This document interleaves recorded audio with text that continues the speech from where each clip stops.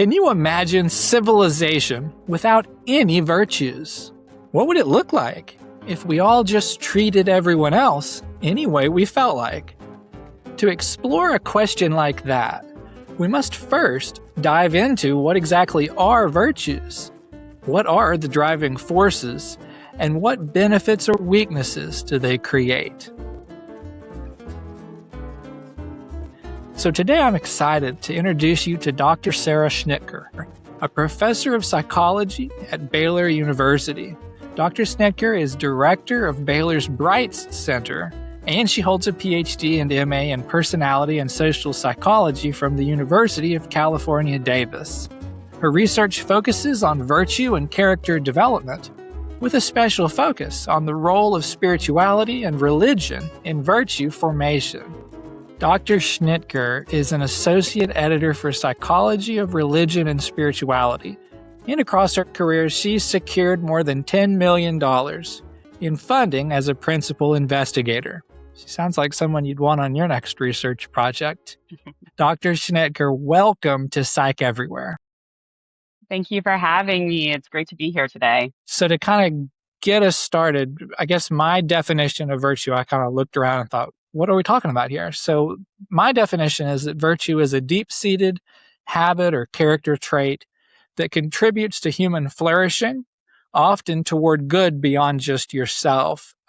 Is that a fair definition? Is that how you would coin it?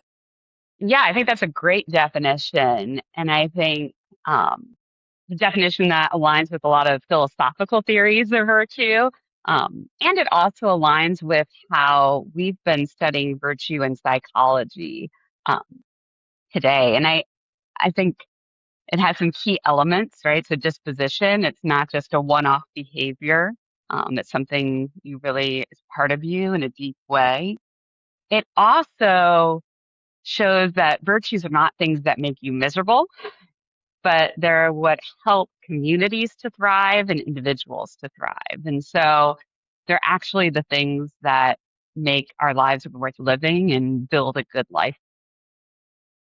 So kind of digging into the specifics of what virtues look like what kind of character traits or behaviors indicate a person with good virtues?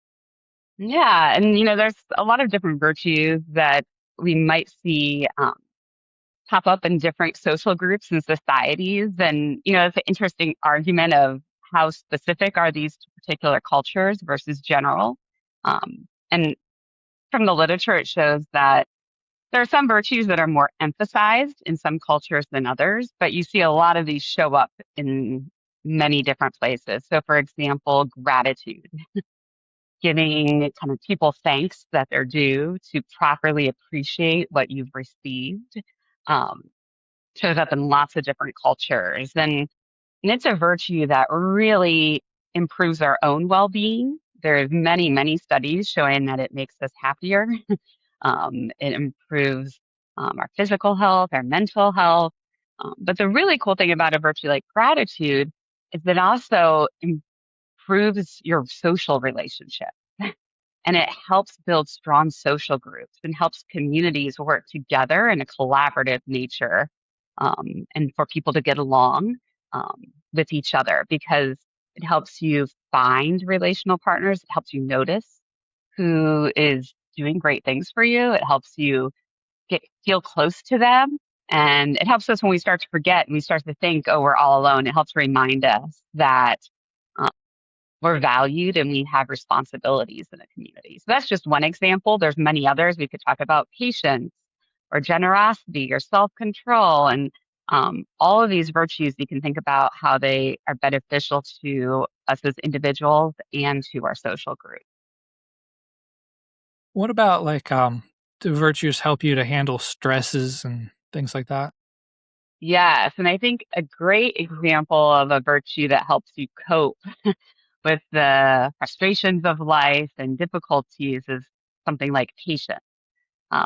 So patience is really critical because we all have things we want to have happen in life. So it could be something like have a really good marriage or a good relationship with my child, or just get to work on time, right? And patience helps us deal with delays and frustrations as things are taking longer than we'd like. It helps us to remain calm when that happens instead of getting physiologically aroused and getting overcome by our impatience and those negative emotions we feel. Allows us to stay calm and yet persist in the goals we're trying to achieve. So sometimes when we might get really stressed, like might get impatient, like might just say, I throw my hands up, I can't do this. This is taking too long. Whether that's studying for an exam and really trying to do something well or working on a relationship. A virtue like patience helps us keep going even when it's taking longer than we'd like and helps us kind of keep those negative emotions lower um, and remain calm in order to persist for our own good and for those of others. Okay. So we've kind of talked about what are virtues and what are the benefits. So let's talk about driving forces. I know you've done quite a bit of research on like the influence of religion and spirituality on our Yeah. virtues. Could you Yeah. And I elaborate? think, yeah, this is something that is often not discussed enough when we think about virtues. So I like to talk about virtues that they have kind of at least two components, right? We have the habits we practice in daily life that we can build and grow. So, for example, with gratitude, we could start a practice of saying thank you to people when they do something for us. We could start a practice of acknowledging all those who have, every time we eat, before we start, to acknowledge those who have prepared our food and who have farmed it and the animals and plants that gave their lives for it, right? We can build these practices up. But just having the practices is not enough. For virtues, you need the habits, plus you need the right motivation. That the motives behind why you are doing these things really matter for their moral nature. And so if you're only doing activities for self-interested motives or just for even bad motives, if you want to manipulate others or cause harm, right? That is not going to help cultivate virtues. And so what we find in our research is that people need to connect these habits of patience or gratitude or generosity to a beyond the self purpose. So some purpose in life that is bigger than just me and my own happiness, whether that be contributing to my community or helping with climate change and saving our world, being part of something beyond yourself.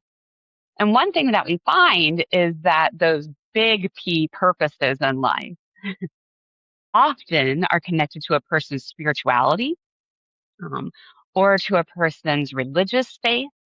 So it could even be something like serve God or honor my ancestors, that people can draw upon the deep meaning systems that undergird religion to find that motivation that helps you keep going with virtues and actually say, I'm going to practice this skill, this habit I have, even when it doesn't feel fun in the moment. So for something like patience, um, it's hard to wait. It's hard to be motivated to be calm with a teenager who might be frustrating you as a parent, but having a bigger purpose in life that, oh, I need to prepare the next generation to create a good society, that might give you just a little extra motivation you need to respond with patience instead of letting your own emotions overtake a conflict. Does that make sense? Uh-huh. When did the virtues tend to develop? Is there like a certain developmental stage, something like that?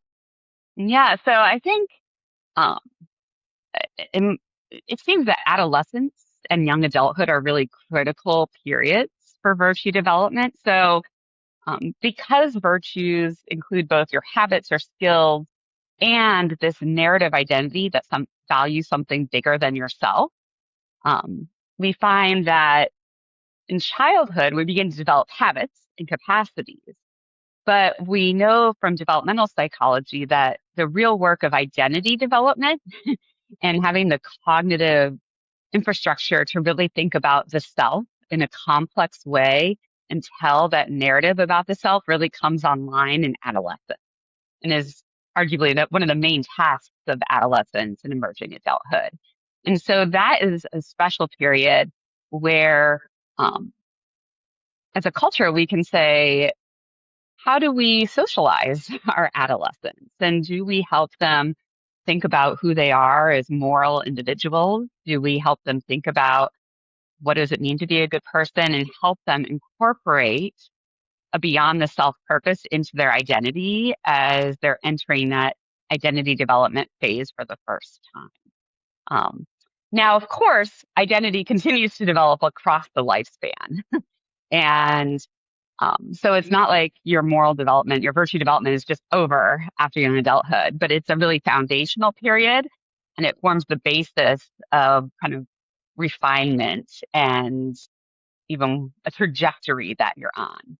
Now, of course, people have major changes in adulthood. We know that personality and virtues included do change in later adulthood, but um, a lot of our interventions and a lot of research, we want to know how this comes online the first time so that we can most effectively intervene and create programming and kind of get it right from the start instead of waiting until maybe some unvirtuous habits have developed and some narratives and identities that don't really support um, habits that contribute to flourishing. Have virtues changed over the years? And are we less virtuous now or more? Or is it even possible to make a claim like that? Yeah, I think when you look back historically, it it's hard to evaluate, right? Because we have not been doing widespread studies of virtues for that long. And so another challenge when you look back historically is even if we have been using like a measure of virtues over time, it's hard to tell if that measure means the same thing today as it did before.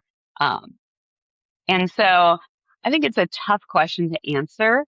Um, some scholars have tried to look at this, so looking at kind of ups and downs in empathy or narcissism. Um, but I think what we see is it's not just a pure quantitative change, that with all of our technological changes, it might be the way that virtue is lived out shifts from what it looks like. So if we think about when our grandparents were young people and in working age, right? They might be patient more often, actually physically standing in lines or waiting for things to come in the mail. Then when I was growing up, right, it was like, okay, email's here. Now I can get messages back and forth. Um, and the expectation is different. And that changes what patience looks like. And now I'm waiting for things electronically or waiting for the internet back in the days of dial up and have it start. Now things are even faster. And so what it is we wait for might change with patience, or the things we're grateful for might change.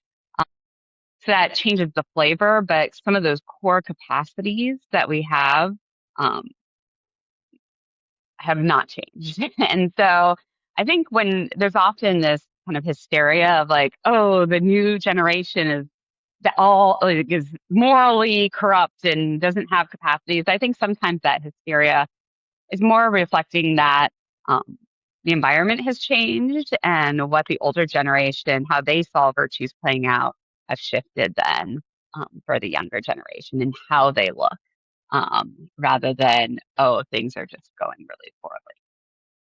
The thing I will say is, uh, I think as people are leaving institutions like religion or social communities, it can make it harder to develop a beyond the self purpose. Um, and so I think that's a challenge for adults who care about young people is to say, how do we get them embedded in rich communities that talk about purpose in life?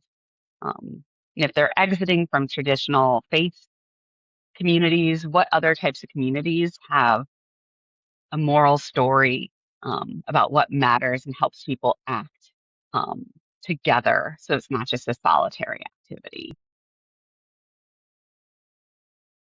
So there was this woman, she used to live at my subdivision. And what she would do is when she was driving up the street, she would drive in our subdivision, she would drive up the center of the road and she'd try to force everybody to pull off onto the curb. I don't know why. And of course, that infuriated everybody. And so what I would do is I would just park the car and she would drive right up to me and she'd lean over the steering wheel and she'd glare at you and then she'd go around. I don't know what it was. But when I think about a person with no virtues, that's who I think of. Yeah. This person who did this, that I didn't know her name, but made me dislike her and made me make bad choices myself. Yeah. And so I've always wondered, like, what caused this person to be this way? And I think today I can actually ask that question. So I wondered, what causes people to lack good virtues? That's a hard question because there's lots of answers of what could be at play. And I think, especially as we're thinking about others, right, people's histories and stories are really complex. And so I'm always wondering, right, what led to that behavior? And does a person like that, is it fear? Is it maybe she's been in some accidents or had someone engage in road rage with her, and so she has a lot of fear there. And I think with all these virtues, especially when we're looking at another person's behavior, it's hard to know what really underlies the behavior. And so I think I am often interested in not just what leads to unvirtuous behavior, because I think there's so many ways to get there. It could be negative experiences. It could be just they never developed a positive habit. It could be they don't have a community that shaped them. It could be they aren't thinking beyond themselves, right? But I'm often interested in, okay, we could take a person where they're at. How could we help them grow in their virtue? So I think going back and diagnosing is a tough thing to do and doesn't really always help us get to a better place. And so I'm often thinking about, okay, what could I do if I were living in this neighborhood? Maybe I'd try to go talk to this neighbor and say, get to know her, figure out what her story is and try to set up norms. Or maybe when she drives by, like, be really friendly and roll down your window. Well, that would have really got on her nerves. I don't know. Right? But just trying out things of saying, how can I create a community, whether it's my neighborhood, my workplace, we can't always control other people's virtue, but we can try to build our communities to practice it more. And so I know sometimes I'm like, oh, I feel like this person is often displeased. I'm like, you know what? I'm going to really activate my gratitude. And instead of matching them with what they're giving to me, if they're giving kind of a lack of generosity or complaints or these things, thinking about ourselves of, well, how could I bring my virtue to bear and try to practice it? And maybe that can change how this social context is acting. And this is actually a cutting edge area of research, just thinking about that we don't just hold virtues as individual persons, but that maybe communities build practices and narratives together, that the community is virtuous. And if you put a person in this community, it's hard for them to not be virtuous. And you can expect the other as well. You have some communities that kind of really have moral failures. The ways they act include evils and negative, self-interested, immoral patterns. And it's hard for a person who's even virtuous to come in there and stay virtuous because that social group has some real power. But I do think that each one of us, as we enter a group, we can say, okay, here's my identity. It's important for me to be a good person and to practice generosity and patience and kindness and self-control and all the things that we value. How can I not just do that myself, but try to act in a way that uplifts the group? That is really good advice. And if she moves back from Antarctica, I will try it and see. Yeah, that's funny. So she's in Antarctica, and maybe she's just a very introverted person. Maybe. And that makes it in Antarctica a good choice for her. I don't know. So we've all heard that like the nice guys finish last, and I think sometimes that gets associated with people with good virtues. So how could someone who's practicing good virtues like, patience and kindness and forgiveness, do those things in a way that they make sure that they don't become like a pushover or get taken Yeah. advantage of, things like that? Yeah. And so I think one thing that's really important with virtues, going back to Aristotle, even, um, Aristotle had this idea that there's this unity of the virtues that um, if you have just one virtue in isolation, you aren't really virtuous. That you need to have all the virtues, and in our more recent work, that they kind of balance each other out. So we could think about that kind of as general categories. There's a lot of virtues that have to do with love and care for others, but there's also virtues that have to do with justice, with courage, with the more taking action. And so what we could imagine is that to be virtuous in a way that contributes to flourishing, kindness or patience are not the only tools in your virtue tool belt.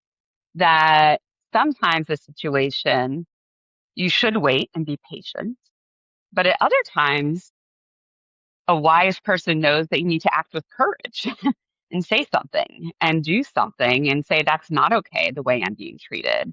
This is unjust, and stand up for justice. And so I think we often think of virtues um, as singular um, entities instead of recognizing that a truly virtuous person has a lot of tools at their disposal, and that going back to Aristotle, and today too, we talk about this idea of practical wisdom, that what makes one really virtuous is knowing when and where to employ their unique virtues.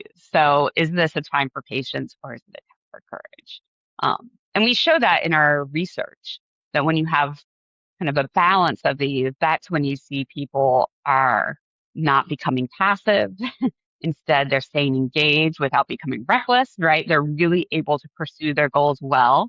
And our studies show that people who have virtues like patience and courage actually have higher goal achievement satisfaction. So they're not just laying about, not doing anything. They're not having people kind of run roughshod over them. Instead, they're really acting well in the world because they have this balance of their virtues. So I would go to the gym to work out physically. I don't, but I could. But what can I do to strengthen my virtues? Do you have like strategies that you'd suggest? Yes, I think that's a great question. And right, just as we train our physical bodies or even our mental capacities, our memories, we can also train our virtues. And I think with virtues, right, you need to know your how. So what are the physical, not physical, but moral activities you're going to practice? And then that big picture why. Why am I doing it? So on the why side, it's really identifying that purpose. On the how side, I think it depends on which particular virtue you see that needs to be strengthened in your life, and figuring out what are daily practices or activities, like small habits that you could incorporate to start building this. So, for example, if we talk about something like patience, you can say, okay, I've noticed I'm not as patient as I would like to be. And I want to be patient because I want to be a good member of my community. And I want to make this a place where we allow others the space they need to grow and the time that it takes. So you get your why, and then you say, okay, what's maybe one thing I can try this week? Well, maybe like I had a friend who was trying to grow in their patience. They said, I'm just going to go in the slow lane on my commute to work. Instead of like trying to get there fast, I'm just going to force myself to slow down a little bit and notice how I feel and learn during that commute to make that it's a time of growth. Um, for something like patience, you also might kind of do a reflective exercise at the end of the day of like, when did I lose my patience today? When did I become impatient and I wasn't able to regulate it, and start to know what happened, why you felt that way, and to say that's okay. That's pretty human to feel that way, to acknowledge that emotion. but then to also say, what could I do next time? Could I think about this situation differently? Could I find a way to regulate myself? There's lots of emotion regulation strategies we know from psychology, whether it's distraction or reappraisal, thinking about it differently, or getting social help, right? We can ask others to help us regulate. And so it's kind of taking small baby steps because we're not just going to suddenly become good at this over time. So you could think about that for many of the virtues. For example, courage. You could say, okay, I want to grow my courage. What are small things that might feel just a little bit dangerous to me that are still safe to do, but maybe public speaking? Maybe you say, okay, maybe I'll sign up for Toastmasters or some public speaking course. Maybe I'll do these things that kind of force me to push myself in a safe way, little by little. Um, because that way, when I come to a situation that really needs this courage or this patience, I've practiced it and I'm not just trying to do it out of nowhere. And so um, I think it's identifying where the area of growth is and then finding a small way to incorporate a habit change each day is what I would suggest. What about for parents and educators? Do you have any strategies for helping to, help children develop strong character and lasting virtues?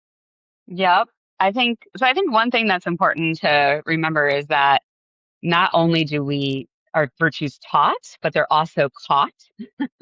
So as educators, as parents, the first thing to do is just think about, am I myself virtuous? Am I practicing patience? Am I grateful? Am I modeling this to young people? Because that is a way to start socializing that is easier in a way, but also much harder, right? So young people will do what they see me do. So first looking at kind of some self-examination. And then if you're like, okay, this is going well, I think finding ways to help young people develop habits around these character virtues. So let's say we're practicing patience. So like even with small children, like, oh, we're not going to start eating till everyone has sat down and we say a prayer of thanksgiving. Or if we aren't religious, just say thank you to the person who prepared the food and then start. So small habits that just start socializing the gratitude or the patience or things like that. And then I think the other thing, especially if we're working with adolescents, that we can do as parents and educators and practitioners is think about how do I help this teenager build a beyond the self purpose? What is it that they value in life? So that often includes a lot of conversations, both with peers, with adults, providing opportunities for reflection that, sometimes we just don't have those conversations, and bringing that young person into the conversation and help scaffold it, like recognizing that, yeah, part of the task of adolescence and young adulthood is trying out new things, that there's an exploration of identity of what do I really care about? What are the things I value? And then building a commitment to those things. And so helping them know it's a process and yeah, giving them that supportive space um, to build out that purpose and then connecting that purpose to their habit.